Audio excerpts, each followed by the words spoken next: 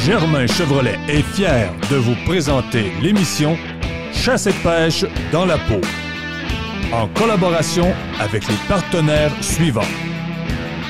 Les magasins La Tulipe, saucepiquante.ca, la boucherie des chefs, le casse-croûte du Vieux-Moulin, Dion Sport Saint-Raymond, Frank Bergeron, Design Web et e-commerce, et les bateaux Prince Craft, l'Instinct Nautique.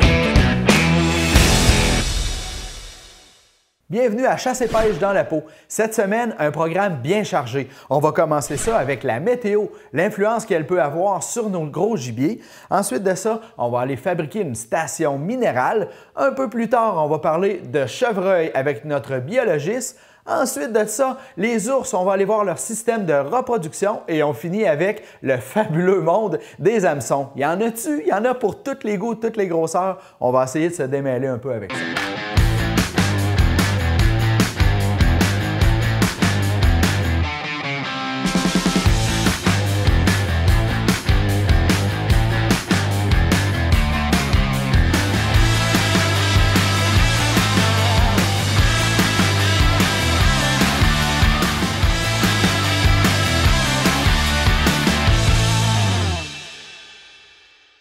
La météo, quelle est son influence sur le comportement des gros gibiers?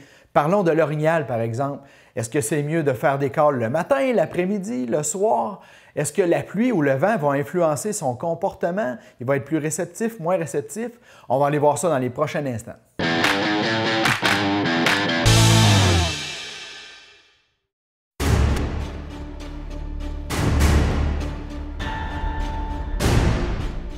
T'sais, on s'interroge toujours à savoir si les conditions météo, la présence de vent, la pluie, le beau soleil, les gelées le matin, même les phases lunaires. Il y a des gens qui pensent que les phases lunaires vont influencer le comportement des orignaux et puis les vocalisations qu'ils vont émettre. Mais les études qui ont été faites, je pense notamment à une étude qui a été faite ici au Québec, dans la réserve faunique des Laurentides, n'a pas démontré d'impact des conditions météo et puis en général, là, de façon générale, sur la fréquence des vocalisations et sur les comportements d'accouplement des orignaux.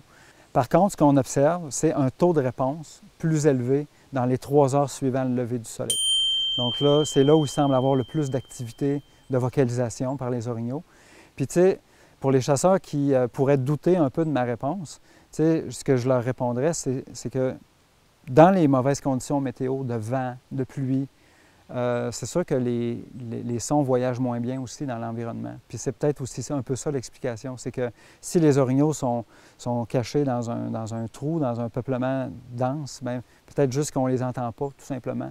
Puis peut-être qu'eux nous entendent moins bien aussi parce que eux aussi, dans le fond, ils ont les mêmes conditions dégradées que nous d'écoute puis les bruits parasites là, causés par la pluie et le vent. Donc, c'est peut-être juste ça l'explication.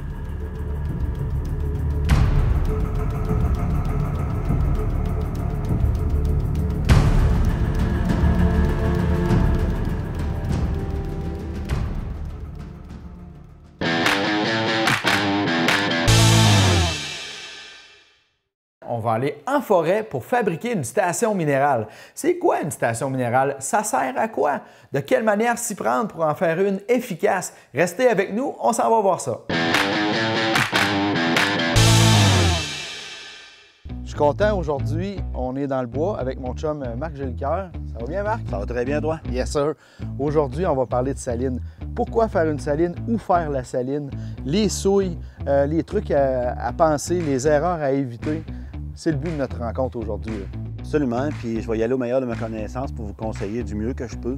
On va aller ensemble. Tu as une place à me montrer que tu veux qu'on regarde réactiver pour une première. J'aimerais ça qu'on réactive cette saline-là.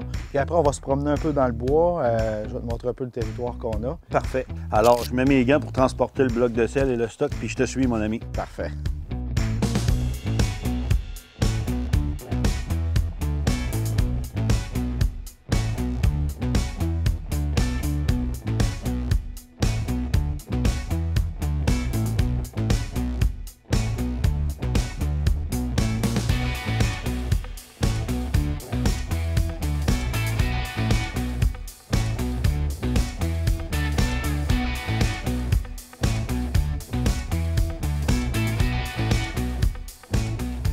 Comment tu trouves le setup? Ah, c'est super. C'est une très belle place pour faire ce qu'on veut faire. On a le sol humide comme on veut. On a de l'eau stagnante est là. Moi, j'appelle ça un retour d'investissement. C'est parce qu'au fil des années, toute la matière que vous allez mettre sur vos blocs de sel, les produits, tombe dans l'eau stagnante. Tu vas voir des orignaux arriver ici ou des chevreuils, ils vont venir, au lieu d'aller licher la matière, des fois, ils vont directement s'abreuver. Parce que le premier but d'une saline, c'est de combler les carences de l'animal. OK. Encore une fois, vous allez manger cet animal-là, c'est important de leur faire manger quelque chose qui est propre parce qu'on va consommer plus tard. C'est vous autres qui allez le consommer plus tard.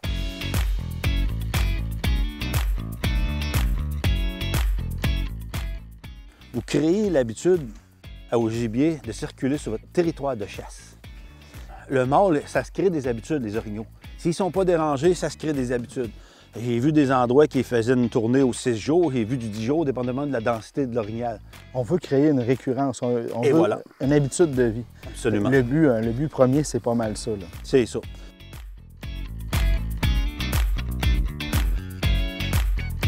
En nature, toujours porter des gants.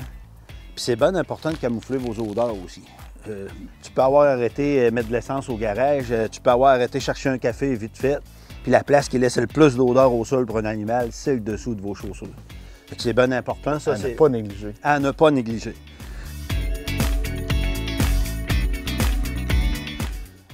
Ça me rappelle une odeur que j'ai déjà sentie. OK. Comme tu peux voir, il y a des senteurs d'orignal dedans. Ce qu'on fait, c'est qu'on vient le saupoudrer comme ça, au pourtour. OK. Pour y laisser le temps avant que la pluie arrive, qu'il se désintègre puis qu'il s'en aille là. Laisser le temps aux bêtes. Ça pique leur curiosité. Puis s'ils n'ont besoin, ils vont y aller jouer dedans. Tu as des minéraux à travers ça, du sel? Oui, il y a toutes sortes de choses là-dedans qui sont pour eux autres. Y a-t-il un produit quand même qui coûtera ce qu'il voudra, qui va nous garantir de récolter? Oui, j'allais te le demander. C'est pas vrai. C'est pas vrai. Croyez pas ça, c'est pas vrai. Il n'y a pas de produit miracle. L'important, c'est aussi, vu que ça tombe dans l'eau, d'avoir des produits qui sont bio, qui ne sont pas dangereux pour la nappe phréatique et l'environnement. Une petite poudre magique, il y a beaucoup de monde qui la connaissent, cette poudre-là. Du soufre, on va mettre un peu de soufre. Pourquoi on va mettre du soufre ici, Marc? C'est une odeur que les orignaux aiment beaucoup. OK. Puis les orignaux, quand ils en ont besoin, ils vont s'en chercher. Moi, je vous dirais que je fais un peu la même chose qu'on a fait là. J'en mets encore au pourtour. On peut en mettre directement dans l'eau, mais il va y aller pareil tout seul avec la pluie. Oui, il y a le drainage naturel. C'est ça. Moi, je préfère à la place qu'on en mette comme ça sur le bord, là, où c'est mouilleux, là. Puis l'eau va faire le reste. Puis là, on voit ici, il y a une belle traîne d'orignal, puis elle est mouilleuse. Bien, je vais venir en ajouter ici aussi. Sel, minéraux, protéines, vitamines rajoutées dedans. Vous voyez la matière qu'il y a là-dedans. On va en mettre sur le bloc de sel, oui, puis un petit peu au pourtour. D'accord? Alors, j'y vais comme suit. Toujours l'important de mettre les gants pour les odeurs. Moi, j'en mets jusqu'à temps qu'ils peuvent en contenir. Pourquoi tu frottes le sol, Marc? Parce que certaines bêtes aiment ça aller le chercher directement au sol. OK. Je dégage les feuilles comme ça. Puis là, j'en mets. Comme ça. Hein? Excellent. Fait que là, ça va bien à date? Très bien. On a étendu. Tout ce que tu fais, je le comprends bien, c'est clair. Maintenant, on y va avec la cerise sur le Sunday. On va aller faire un glaçage sur nos blocs de sel. Exactement. On passe à la prochaine étape. Comme on a dit tantôt, c'est important de bien agiter pour que tous les minéraux, protéines se mixent. Tant qu'à avoir payé pour, c'est le fun de tout utiliser. Oui. Dans ce cas-ci, c'est de l'anis. On vient d'en vider comme ça sur notre bloc. Ouais, ça fait beau en plus, hein? J'ai déjà vu des années, c'était anis au fond. L'année suivante, oups, ça lui aux fruits. Je conseille aux chasseurs de faire le test avec les trois pour l'orignal. Soit banane, soit anis, soit fruits. Il est très important de mentionner, c'est les ours. Quand tu vas mettre de la confiture, de la jam, c'est sûr que la senteur est tellement intense en plus des produits, c'est sûr que les ours ils vont venir. Puis ici, on a de l'ours, Marc. Je l'ai conçu pour que quand l'ours va y goûter, il va grimacer, il n'aimera pas ça. Ça sent sucré, ça goûte pas. C'est ça. Faut pas que ça goûte sucré parce que là t'es fait parce qu'ils vont tout le temps être dedans. Ouais, pas mal beau, ça. Là, on peut-tu faire plus que ça? Il me semble qu'on a fait pas mal. Oui, il reste un dernier produit pour l'instant que j'aimerais qu'on mette. Okay. C'est une odeur assez concentrée, ça sent extrêmement fort d'ailleurs. C'est pour ça que je la garde toujours pour en dernier. OK. Je vais te demander de te déplacer parce que si je t'ai dit ta femme ne t'aimera pas à soir si tu emmènes ça dans ta voiture. On met ça au pourtour de la saline. Moi, je m'en garde tout le temps un petit peu d'un fond de bouteille pour qu'à la fin, je le mets sur des branches pour que le vin transporte l'odeur sur une longue distance. Parfait. Mais jamais ça saline, là, on ne veut pas faire manger de l'urine et toutes sortes d'affaires qu'il y a là-dedans au gibier qu'on va manger. Marc, je pense que là, on a plusieurs conditions gagnantes pour avoir un peu de rétention ici. Exact.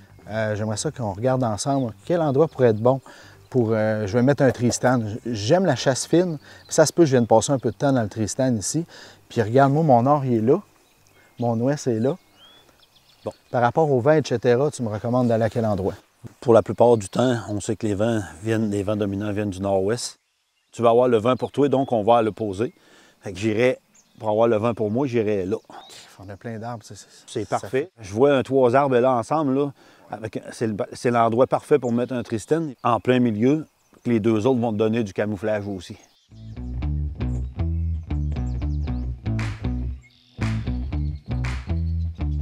Tout est fait. C'est dans la boîte. On est prêt. On laisse le site tranquille. Un détail super important. Puis toi, Marc, c'est important pour toi aussi. On se ramasse. Les petits emballages qu'on a utilisés, on ramasse tout ça. On laisse ça nickel. On disparaît. On va revenir dans le temps de la chasse. On a été capable de les emmener plein, on est capable de les ramener vides. Ah oui, facile. Ils sont encore plus légers. C'est ça.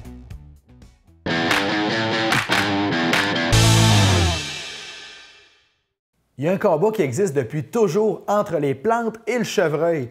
Qui est-ce qui va le gagner? J'en ai aucune idée. Mais j'ai une question pour vous, par exemple. Quel est l'aliment préféré du chevreuil? Intéressant. On va écouter ce qui suit pour en savoir un peu plus.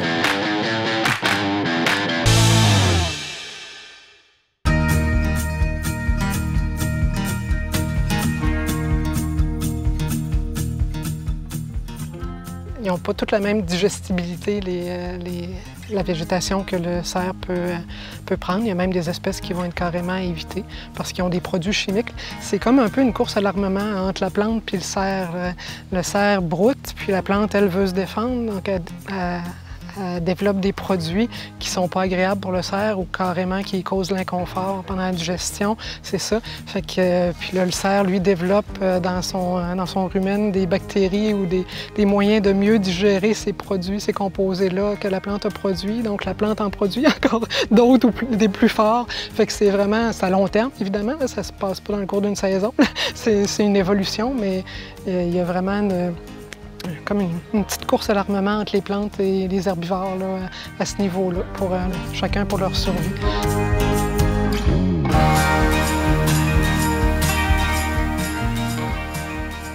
Mais une des espèces qui est vraiment recherchée, c'est l'érable à épis, puis l'érable rouge aussi, qui sont des espèces très convoitées par le cerf. Le brou de cerf, c'est quand même assez facile à voir. C'est difficile à distinguer de l'orignal, mais par rapport à un lièvre, par exemple, on le voit très bien quand on voit des ramilles ou des branches effilochées. Ça, c'est du cerf ou de l'orignal qui font ça. Les cervidés vont le laisser plus effilocher les points. Oui, mais c'est ça. Le lièvre, qui lui est un rongeur, là, c'est ça, il coupe en biseau. Fait que quand c'est très clair en biseau, ça, c'est un lièvre. Puis quand c'est effiloché, c'est un cerf ou un orignal. Des fois, avec les pistes, tout ça, on peut savoir lequel est passé par là, mais aussi des fois par la hauteur. C'est rare qu'un cerf va aller jusqu'à 3 mètres de haut, alors qu'un orignal est capable d'aller brouter à cette hauteur.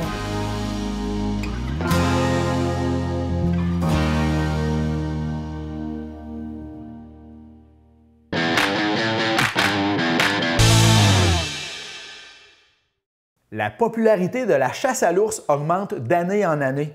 Combien on a d'ours? Est-ce qu'on en a plus qu'avant, moins qu'avant? De quelle manière c'est géré? Quels outils sont utilisés pour mesurer tout ça? On va écouter ça à l'instant.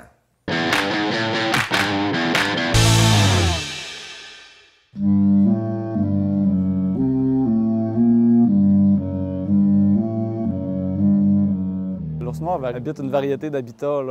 Ça va de la forêt mixte à la forêt de feuillus. On peut parler d'érablières, milieu agroforestier, puis même être en milieu périurbain. Il vit dans une panoplie d'habitats. Ici, au Saguenay-Lac-Saint-Jean, on est beaucoup dans la Pessière à mousse, sapinière à bouleau blanc. Puis on compte environ, selon les modélisations qu'on a faites au cours des dernières années, on serait autour de 6 à 8 000 ours là, environ dans notre région. Puis là, pour ce qui est de la récolte est pas mal en augmentation là, dans les dernières années. Il y a une popularité de la chasse à l'ours noir qui se fait sentir. On le sent là, que les gens embarquent beaucoup dans cette activité-là. Puis il y a environ 2000 chasseurs, grosso modo, là, qui vont chasser dans les zones de chasse ici qu'on a, là, qui sont la zone 28 et la zone 29. Puis ils se récoltent environ 1000 ours là, par année, là, ce qui est en augmentation par rapport aux 5 dernières années. C'est en constante augmentation, en fait.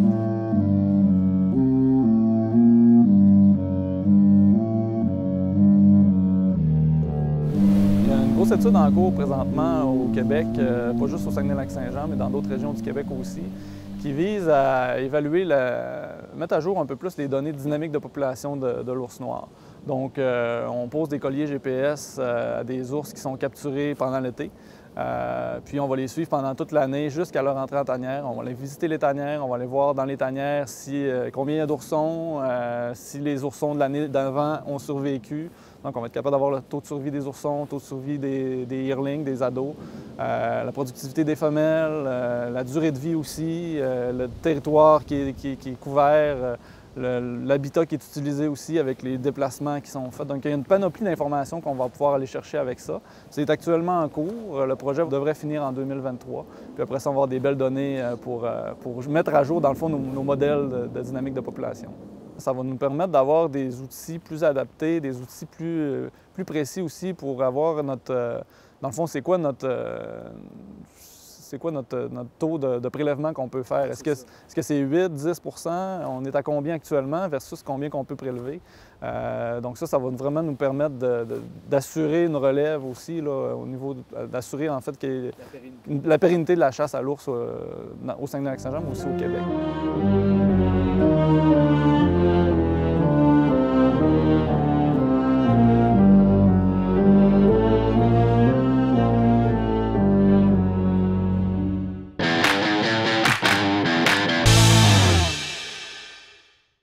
Les hameçons, il y en a une panoplie. J'en ai ici quelques exemples. Un comme ça, un autre un peu recourbé, celui-là qui a toute une forme.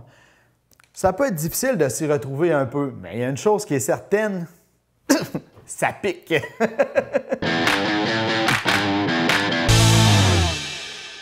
Je pense qu'il existe autant de sortes d'hameçons que de sortes de poissons. C'est vraiment facile. Voilà, OK. Chez moi, on regarde les plus communs, ce qu'on va se servir dans la vie de tous les jours, parce que il y a des sortes d'hameçons qui existent pour des pêches spécifiques dans le sud, au thon, qu'ici au Québec, ça ne touche pas vraiment. Fait qu'on va regarder vraiment les sortes qui vont nous intéresser. Premièrement, on peut avoir plusieurs pointes sur un hameçon. Donc, on peut avoir des hameçons triples avec 3 pointes, des doubles avec seulement 2 pointes pour la pêche au saumon, c'est assez populaire. Et également des hameçons simples, donc c'est probablement l'hameçon que la plupart des gens vont utiliser avec une seule pointe. Donc, par la suite, au niveau des grosseurs d'hameçons, les hameçons, ça vient en plusieurs grosseurs, puis c'est normal, on a plusieurs grosseurs de poissons aussi qui sont disponibles. Le principe de grosseur d'hameçon, chez moi, on veut juste le simplifier un peu. C'est un peu contre-intuitif parce que plus le numéro va être grand, plus l'hameçon va être petit. Donc, le plus petit hameçon qui va exister, c'est un hameçon numéro 32. Ça ne se fait pas plus petit que ça. C'est miniature, miniature. Et en contrepartie, ici, on peut avoir un hameçon, par exemple, numéro 2, donc qui, lui, va être beaucoup plus gros. Et donc, ça va évidemment là, de 28, 32, des plus petits, jusqu'à 0, 1. Et on peut monter par la suite en grosseur encore plus vers des 1-0, 2-0, 3-0. Oui. Donc, dans ce cas-ci, j'ai un 8-0, donc qui est très, très gros, mais on peut continuer à monter comme ça. Il y a des hameçons pour le requin jusqu'à 30-0. Donc, il n'y a pas vraiment de limite. Donc, pour les grosseurs, ça va ressembler à ça. Par la suite, on a différentes formes d'hameçons. Donc, dépendamment de l'espèce qu'on veut cibler et surtout de la technique qu'on veut utiliser. Les plus populaires au Québec, on va avoir l'hameçon en J, tout à fait standard, donc en forme de J, qui va servir à pêcher la plupart des espèces. Souvent, ça va être monté avec un petit bout de fil derrière une cuillère. C'est le type d'hameçon parfait pour ça. Par la suite, on peut en avoir aussi pour des appâts naturels en forme de cercle, donc des circle hooks, des hameçons circulaires qui vont permettre aux poissons de se ferrer pratiquement tout seul. Donc, c'est un très, très bon avantage. Chez moi, on pêche, par exemple, à la ligne posée pour l'esturgeon ou la barbue. Par la suite, on a des hameçons également, ce qu'on va appeler wide gap. Donc, ce que ça nous permet, c'est de venir mettre un leurre souple par-dessus et de faire le montage qui recouvre notre hameçon. Donc ça nous permet de pêcher dans les joncs, par exemple, pour l'achigan ou encore pour le brochet sans rester pris. Et ça nous permet également d'avoir un très, très grand dégagement entre la pointe et la hampe, donc d'avoir un meilleur ferrage. Donc, il y a beaucoup d'hameçons, mais simplement avec ces types-là, généralement, on va être capable de faire le tour de nos espèces qu'on a au Québec. Si jamais on veut pêcher spécifiquement en eau salée, c'est important d'avoir des hameçons conçus pour ça. Dans ce cas-ci, j'ai un hameçon, on voit qui est argenté au lieu d'être noir ou doré. C'est un hameçon qui est fait en stainless. Donc, c'est le matériel le plus commun qui va servir pour faire des hameçons dans l'eau salée. C'est un matériel, évidemment, c'est un métal qui ne corrode pas. Donc, c'est intéressant pour ça. Ça va rester bien affûté également parce que la corrosion va faire en sorte que nos hameçons seront plus super piquants. Puis, ça va être très, très solide. C'est très dur à plier. Parce qu'en eau salée, généralement, les poissons vont être de plus grande taille et vont se battre un peu plus fort. Donc, c'est des bons hameçons à avoir. Même en eau douce, ça peut faire l'affaire, mais en eau salée, c'est essentiel.